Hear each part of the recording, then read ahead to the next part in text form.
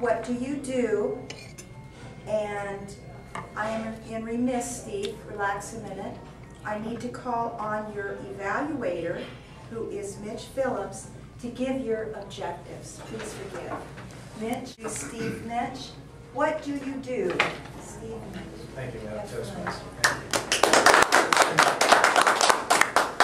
Good morning, fellow Toastmasters. I would like you to imagine for a minute that you're at a house party. A friend of yours has invited you over. You know the host pretty well, but you know nobody else. Everybody else are strangers to you.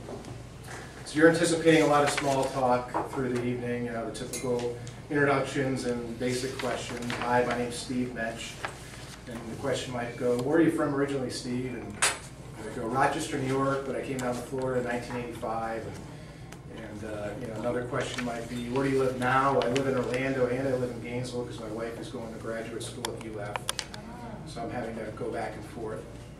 One reason I wasn't at the party this weekend. And then one question always seems to come up within the first few, and which one it kind of irritates me sometimes. And I don't really know why it does, but it's the question, what do you do? And I kind of know where they're going with this question.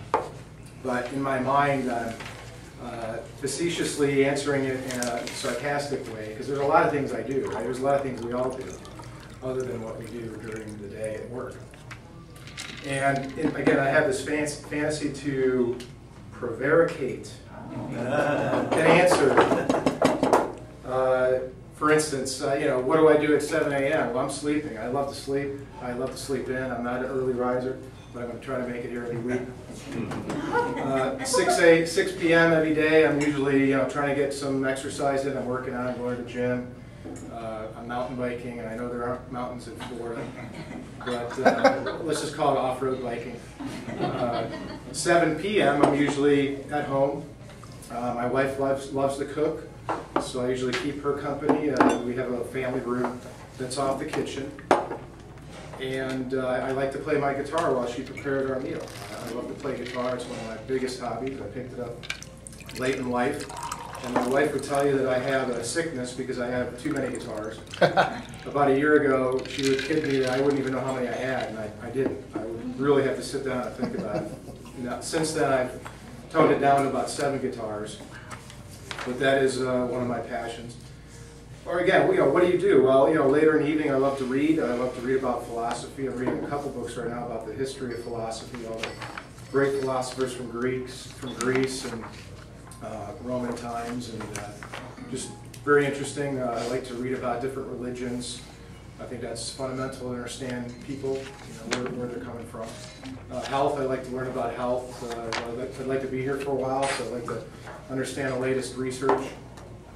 But I really know where they're going with this question, right? They're really trying to ask me what I do for a living. So you know, I'm polite, and I don't answer them the way I fantasized just now. What I do for a living, I'm a commercial mortgage broker. I basically put people together, property owners who own shopping centers, office buildings, warehouses, apartment communities. In fact, this shopping center is a good example of the kind of property I would work on. I'm in contact with lenders who lend on this sort of property, who are out of state, and many times your owners are local and they don't have them in the Rolodex, but I do, so that's where I add value.